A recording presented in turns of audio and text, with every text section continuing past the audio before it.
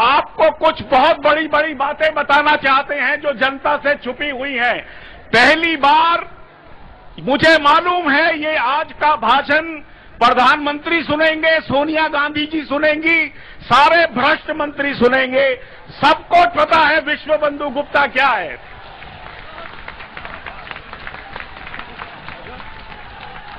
और मैं अपनी बात और आप लोगों की बात वहां तक पहुंचाने के लिए एक एक चीज का आज खुलासा कर दूंगा। सुब्रमण्यम स्वामी जी मेरे दोस्त हैं, उनसे ज्यादा मैंने लड़ने वाला आदमी नहीं देखा, मुझे पता है। सुनिए, हम लड़ेंगे, मरेंगे। अब आपको मैं कहानी बताता हूं, ध्यान से सुनिए। इस देश के साथ धोखा कैसे दिया गया पिछले 6 सालों में, आराम से सुनिए। ये ऐसी कहानी है जो आपको सुनकर आपको चौंका देगी। हाँ जी, मैं प्रणब मुखर्जी से मिला जो भारत के वित्त मंत्री हैं। मैंने कहा, योर एक्सीलेंसी मिनिस्टर साहब, हमारा स्विट्जरलैंड में 70 लाख करोड़ हमारे लोगों का पैसा पड़ा हुआ है, आप उसको लाने के लिए कानून क्यों नहीं लाते?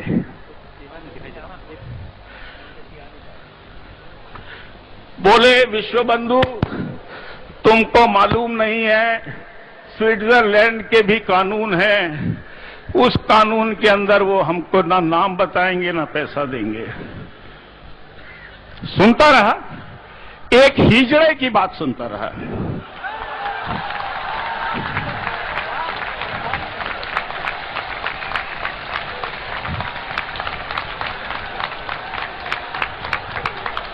एक हिजड़े की बात सुनता रहा। मन में आया, मेरे माँ बाप अंग्रेजों की आजादी में जेल गए थे, ये हिजड़ा यहां बैठा क्या कर रहा है?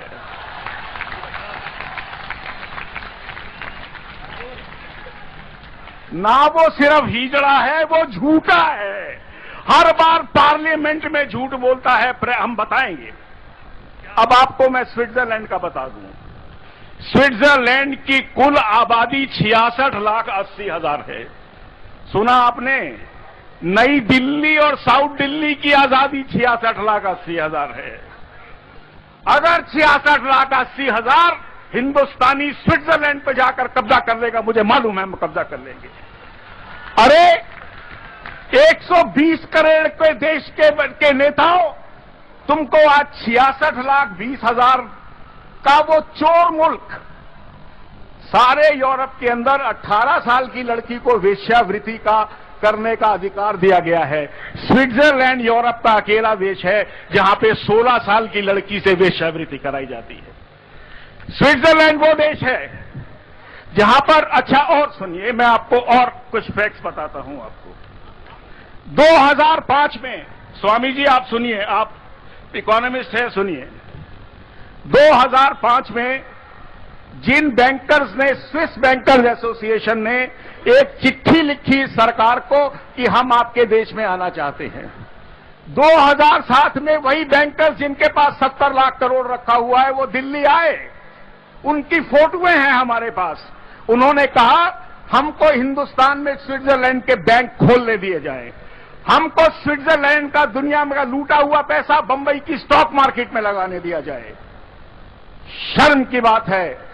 चिदम्बरम साहब से मैं जवाब मांगता हूं, 2007 में स्विस बैंक्स को आजादी दी गई भारत के स्टॉक मार्केट पे सबका खेलने की।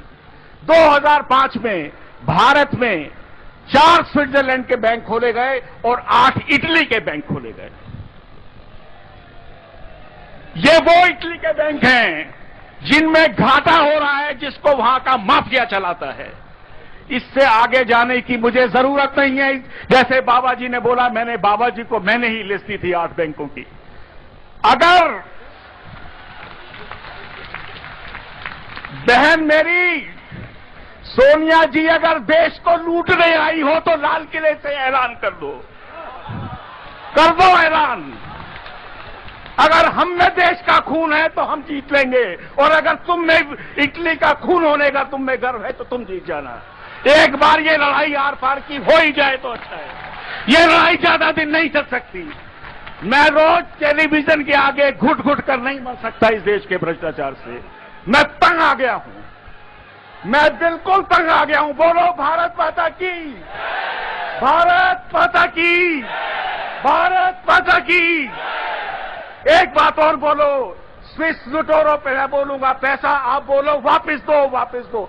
स्विस लुटेरों पैसा, स्विस लुटेरों पैसा।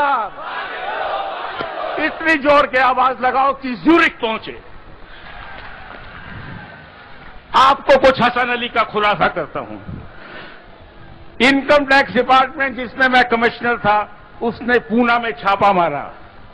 छापे में एक लैपटॉप पकड़ा गया जिसमें 17 नाम थे।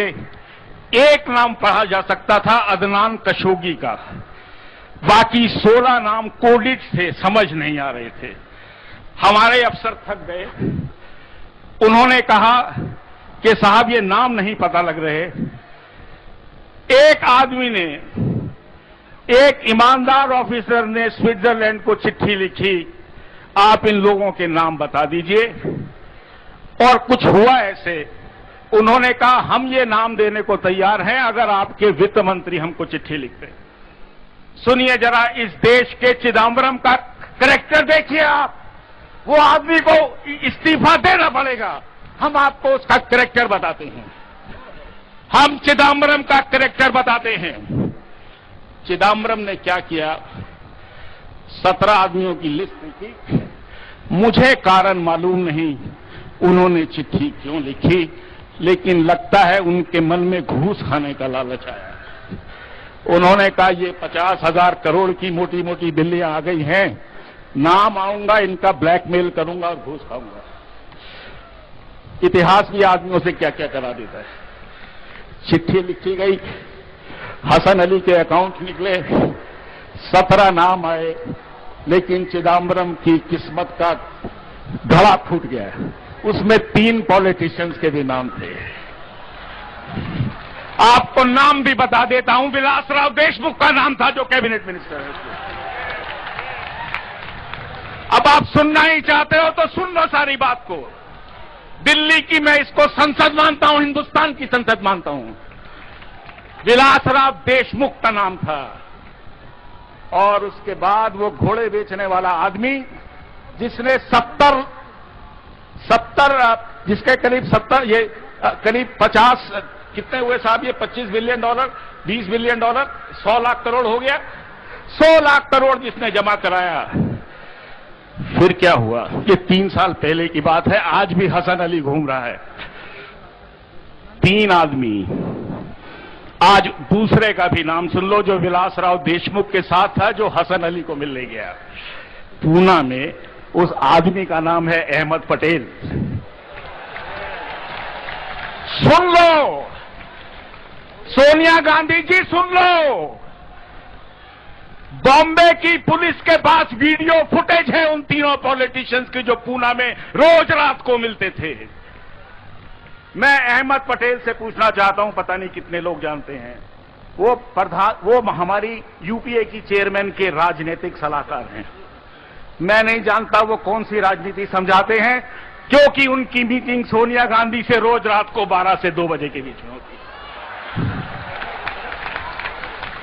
भारत के इतिहास में पहली बार मैंने राजनीतिज्ञों को रात को 12 से 3 बजे तक इकट्ठे अकेले बैठे देखा है। अरे उल्लू बैठ जागते हैं उस समय तो। ये सोनिया गांधी जी बताएं, ये अहमद पटेल बताए कि हफ्ते में कम से कम 2 या 3 बार जब सोनिया गांधी का फोन आता था तो अहमद पटेल रात को 12 बजे गाड़ियां बदल बदल कर छुपने 10 जनपद किस लिए जाते थे? क्या होता था? क्या हिसाब तय होता था? क्या पैसे की बात होती थी? सारी दिल्ली को मालूम है। सुब्रमण्यम जी बैठे हैं। आज ये देश डिपार्टमेंटल स्टोर है। दिल्ली, हिंदुस्तान के इतिहास में इस सरकार ने वाइस चांसलर की पोस्ट भेजी। राज्यसभाएं बिक रही हैं 35 करोड़ की, हर चीज बिकी। और बिकते बिकते यहां तक आ गया, इस मुल्क की जमीन भी सरकार ने बेच दी। हसन अली हमको मालूम है दाऊद का आदमी है। दाऊद का वो ही क्यों है? 2G स्कैम में आपने शाहिद बलवा का नाम सुना? शाहिद बलवा पे 2G स्कैम ने एक आदमी के कारण आज मुल्क में मैं खड़ा होकर बोल पा रहा हूं, वो है सुप्रीम कोर्ट के chief justice of India Kapadia, जो एकदम निहायत ईमानदार आदमी है। मैं चाहता हूं, मैं बोलूंगा, कपाड़िया जी आप कहीं जिंदा रहें। कपाड़िया जी, कपाड़िया जी, कपाड़िया जी। उस आदमी ने मजबूर किया सीबीआई को, आप जाइए, अनिल अंबानी को पकड़िए, टाटा को पकड़िए, शाहिद बलवा को पकड़िए, वीडियोकॉन के दूत को पकड़िए, एसआर के रुइया को पकड़िए, इनको लेकर आइए और आज सब चक्कर काट रहे हैं। लेकिन हुआ इसके बाद कुछ और भी। शाहिद बलवा के यहां जब छापा पड़ा तो बहुत बड़े बिल्डर हैं, वो पहले सड़क पर चलते थे थोड़े दिन पहले, उनके पास कागजों में शरद पवार के कागज मिले, हजारों करोड़ घूस के।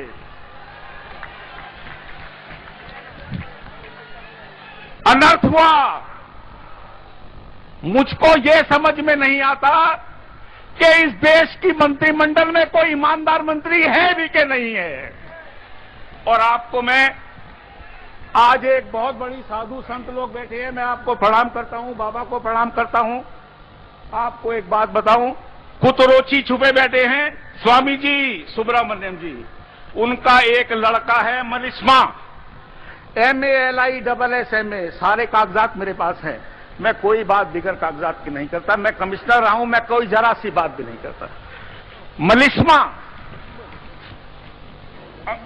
मलुस्मा, अब ये कुछ इटली में कुछ और तरह से बोल रहे हैं जो मुझे पढ़ने में आया।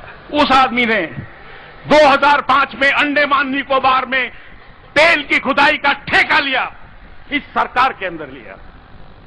जिस कुतरोची को ये आप स्वामी जी बोलते हैं, ढूंढो, मलिस्मा को इटली की सबसे बड़ी racketeer company ENI limited India के नाम से खोला गया। कुतरोची के लड़के का दफ्तर मेरिडियन होटल के अंदर है। चल पड़ो, चलो वहीं तोड़ के तोड़ देते हैं उसको साले का।